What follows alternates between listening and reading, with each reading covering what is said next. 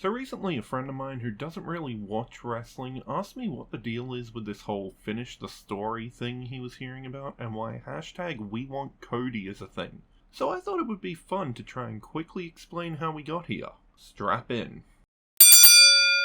Alright, to fully understand the story being finished, we need to go all the way back to the 70s. This is Dusty Rhodes, real name Virgil Runnels. He debuts in 1967, but in the mid-70s he becomes a babyface and ultimately a mega babyface as the ideal hard-working American hero, earning himself the nickname the American Dream. He has a few stops in at what would become WWE, known at the time as the Worldwide Wrestling Federation, or WWF for short, and on September 26, 1977, Dusty Rhodes would face off against reigning WWF Heavyweight Champion Superstar Billy Graham at Madison Square Garden, where Dusty would win by countout, which in the rules of wrestling means the title does not change hands. Let's skip ahead to late 1988. Dusty Rhodes has been gone from the Federation, which has dropped the W by this point and become just the World Wrestling Federation for many years now, and is booking Jim Crockett Promotions, the chief rivals of the WWF and the company that would shortly after go on to become World Championship Wrestling. Dusty gets fired from JCP for booking an angle where he takes a spike to the eye socket as the network executives deem it too violent as they're trying to make the product more family friendly. Not long after getting fired, Dusty Rhodes resurfaces in the WWF, where they put him in polka dots and make him dance. Dusty would still not win the WWF Championship in this time, but in a feud against the $1 Million Man Ted DiBiase and his manservant Virgil, who, yes, was named after Dusty Rhodes' real name while Rhodes was booking for Crockett. WWF audiences are introduced to Dusty's eldest son, Dustin Rhodes. The Rhodeses lose to their opponents at the 1991 Royal Rumble, and Dusty retires from full-time in-ring work, focusing more on his backstage roles and commentary, where he gives us this famous line. He got a bicycle! Just a few days later, Dusty joins WCW's booking committee while Dustin begins wrestling for WCW. Fast forward to 1995 and Dustin gets fired from WCW for a very similar reason to his father many years earlier, though not as gruesome as a spike to the eye socket. He simply decided to bleed in a match that had no right taking place in the first place, because it took place on a moving truck and the entire objective was to get to the front of the truck and ring a bell. Dustin returns to the WWF, this time under face paint as Goldust, quoting movies and making the not yet ready for LGBT plus stuff audiences question his very sexual actions towards his male opponents. Goldust will be very important later, but for now we can skip way ahead to 2007. This is Dusty's second son, Cody. He debuts defending his father's honor against Randy Orton, who's dubbed himself the Legend Killer. After a few weeks of that, he moves on to fighting, then teaming with Hardcore Holly, ultimately winning the World Tag Team Championships. At Night of Champions 2008, Rhodes and Holly are set to defend their titles against Ted DiBiase Jr. and his mystery partner. Suddenly, Cody turns on Holly and forms the group Legacy with DiBiase and later Randy Orton. You know, the guy who punted Cody's dad in the head the year before? There are also two other guys in the group, but they didn't last very long. Fast forward to 2010 and Legacy falls apart. Randy beats Ted and Cody in a triple threat match at WrestleMania 26 and Cody gets drafted to SmackDown while the other two stay on Raw. After a few weeks, Cody starts giving grooming tips and calls himself Dashing Cody Rhodes. This goes on for a while until he has a match with Rey Mysterio where an exposed knee brace to the face breaks Cody's nose and he declares himself undashing, wearing a protective face mask and hiding himself. He then starts making members of the audience wear paper bags over their heads and briefly reunites with Ted DiBiase Jr. and reignites his feud with Randy Orton that leads to Orton breaking Cody's mask. He also becomes Intercontinental Champion in this time. Skip ahead a bit and Cody is teaming with Damien Sandow as Team Rhodes Scholars. Also, he grew a mustache. You might not think that's a big deal, but trust me, it was. At Money in the Bank 2013, Team Rhodes Scholars break up in the Money in the Bank ladder match and Cody turns face for the first time in 5 years. Then the Authority puts Cody in a match where if he loses, then he'll lose his job. Cody loses and loses his job. But then Goldust tries to get Cody's job back. Goldust fails and also gets fired. Finally, the Rhodes brothers, with Dusty by their side, take on the Shield, a team including Roman Reigns and Seth Rollins, they'll be important later, and win their jobs back. Then beat them again to win the tag team titles from them. They hold the titles until the Royal Rumble, then start losing a whole bunch. Cody acts like he's going away, but then comes back as Stardust, a gimmick similar to Goldust, but that Cody absolutely hates. They have another title run, but then in February 2015, Stardust turns on Goldust. They have a match at Fastlane, a B-level pay-per-view at best, and don't even get to have a match at WrestleMania the following month, despite the fact the feud only starts a couple of weeks before Fastlane, and their match has a really flat finish that should by all logic continue the feud. The last thing Cody Rhodes ever says to Dusty Rhodes on TV is this. Cody Rhodes. is dead. And as far as I am concerned, so is my father. Yeah, so few months later, June 11th, 2015, Dusty Rhodes dies of kidney failure. Cody thinks he might be able to get out of the Stardust gimmick, or at least give his father some sort of tribute. After all, Chavo Guerrero got to stop being Kerwin White when his uncle Eddie Guerrero died. Cody doesn't get to stop being Stardust and continues working a gimmick he hates all the way up until May 22nd, 2016, where he's granted a release from his WWE contract that he had only requested the day before. That doesn't seem bad, but remember that Luke Harper didn't get released until 8 months after he initially requested it. Cody goes on an independent tour, and we have to refer to him as Cody at this point because WWE still owns the trademark to his Rhodes surname. Cody goes to New Japan Pro Wrestling and joins the Bullet Club, befriending a subsection of the Bullet Club known as the Elite. Also on this tour, he rebuilds himself as a star he never really got to be in WWE, now calling himself the American Nightmare in reference to his father's nickname. In May 2017, somebody on Twitter asked wrestling journalist Dave Meltzer if any independent event would ever sell out a 10,000-seat arena. Dave says not likely, which Cody and the Elite see as a challenge, surpassing that number for All In on September 1st, 2018. On January 1st, 2019, a new company, All Elite Wrestling, is founded with Cody and some members of the Elite acting as executive vice presidents. AEW becomes the number 2 promotion in America very quickly, despite the insistence of people online that the company will close down next week that has been ongoing since day one. Speaking of day one, at AEW's inaugural event, Cody faces Dustin Rhodes in one of the best and bloodiest matches of the decade. Cody spends 3 years in AEW as one of its top stars, but never gets to hold the AEW World Championship because before his first match for that title, he says if he doesn't win the title, he'll never be allowed to challenge for it again. Cody loses that match and is never allowed to challenge for that title again, so they make a new secondary title for Cody to win. Also in this time, Cody gets his American Nightmare logo tattooed on his neck, which is a choice? Cody and his wife Brandy have a baby, and in January 2022, reports start to surface that Cody's contract with AEW is expiring and that they're having trouble coming to terms with a new contract. People think it's just part of a storyline until Cody disappears from AEW.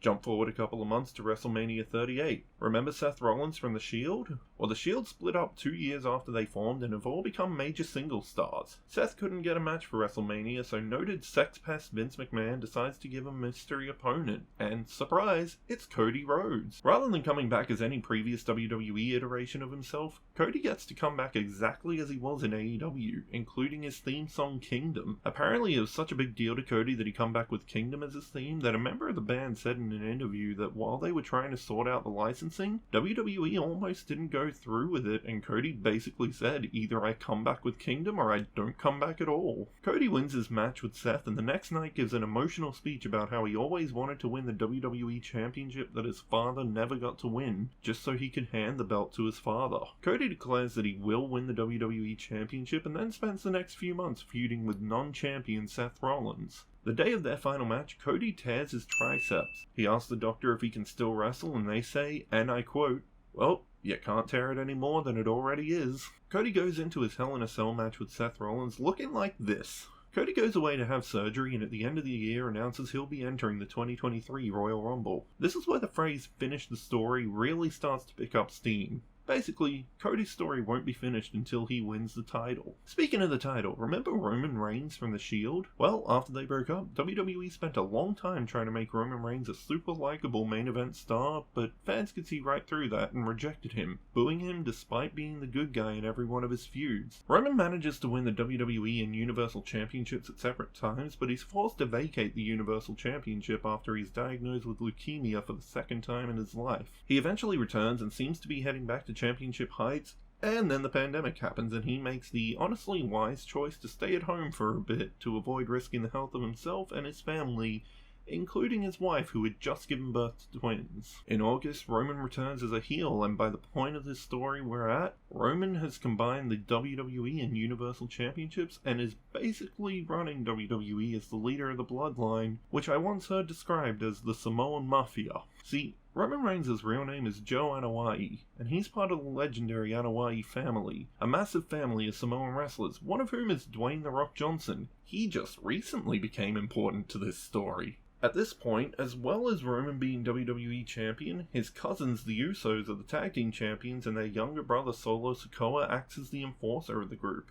Meanwhile, Sami Zayn, who legitimately just had a match with Jackass's Johnny Knoxville at the previous WrestleMania, has become kind of a surrogate member of the Bloodline. But towards the end of 2022, Roman is starting to question Sami's allegiance. Royal Rumble 2023 opens with the Men's Royal Rumble. Cody enters at number 30 and ends up winning. In the main event, Roman Reigns faces Kevin Owens with only his manager Paul Heyman and Sami Zayn by Roman's side. This is important because Kevin just so happens to be Sami's best friend who has betrayed him roughly 287 times. Roman ends up winning the match through shenanigans, then the rest of the Bloodline come out to beat down Kevin. Roman tells Sami to hit Kevin with a chair, but Sami hits Roman instead and gets beaten up by the rest of the Bloodline except for Jey Uso, the one member who had previously squabbled with Sami the most and who, from the start, has never been 100% on board with Roman's stuff.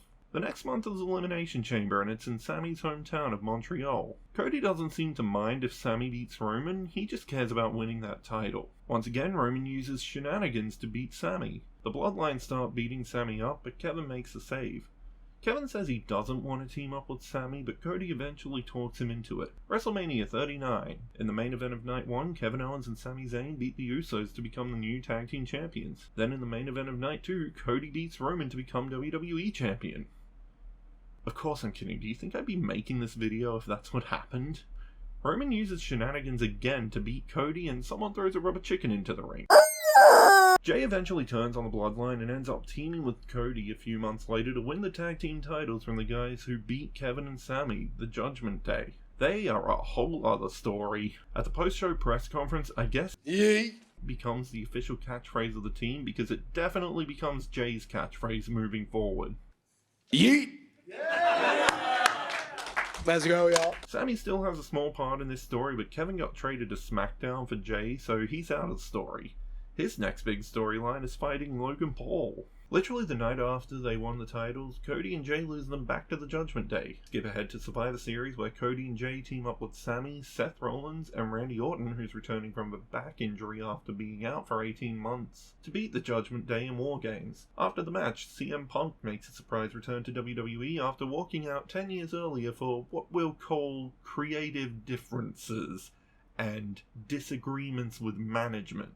Also, he was just fired from AEW 4 months earlier for getting into his second backstage fight within a year. Seth gets caught on camera cussing CM Punk out. Seth has previously been very vocal about how much he doesn't like CM Punk. Also around this time, WWE gets sold to a company called Endeavor, who also owns the UFC. The two companies are eventually merged into one big company called TKO Group Holdings, but are still essentially treated as two separate companies. But that's real life stuff. Speaking of real life stuff, while also going back to the storyline, CM Punk makes some appearances but doesn't have a match for a while, and Seth tells him to watch his step because everyone knows this is Punk's last chance. Skip ahead to January of 2024 and The Rock joins the TKO board of directors. He makes a return and hints that he's going to have a match against Roman at WrestleMania. CM Punk and Cody Rhodes both declare they're going to enter the Royal Rumble. On the last Raw before the Rumble, Punk and Cody have a face-off that makes it very obvious they're going to be the final two in the Rumble. Royal Rumble time. Commentary keeps talking about how this is Punk's first match in 10 years and how if Cody wins, he'll be the first man since 1998 to win back-to-back Royal Rumbles. Cody enters at number 15 and Punk enters at number 27. Shock of shocks, the final two men standing in the ring are Punk and Cody, but by this point Punk has torn his tricep.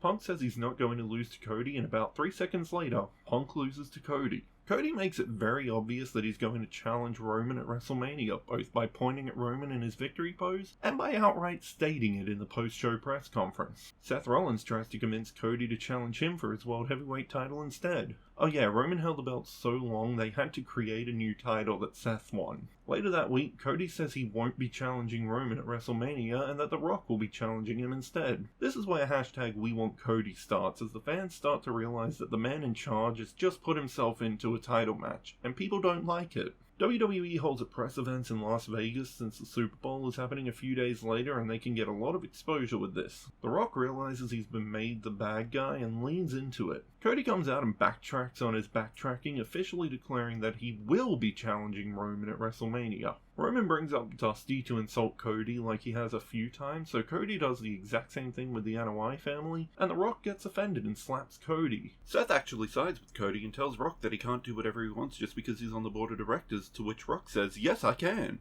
That sounds like I'm summing it up, but they actually use those words. There's mass confusion until on SmackDown later that week, Triple H, who's in charge of the booking, says, "Yep, Cody vs. Roman is the match that's happening."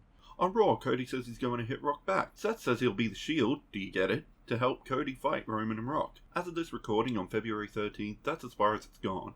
Stuff has most likely happened between me recording this video and editing it, so don't come at me about that. Now wasn't that a fun adventure?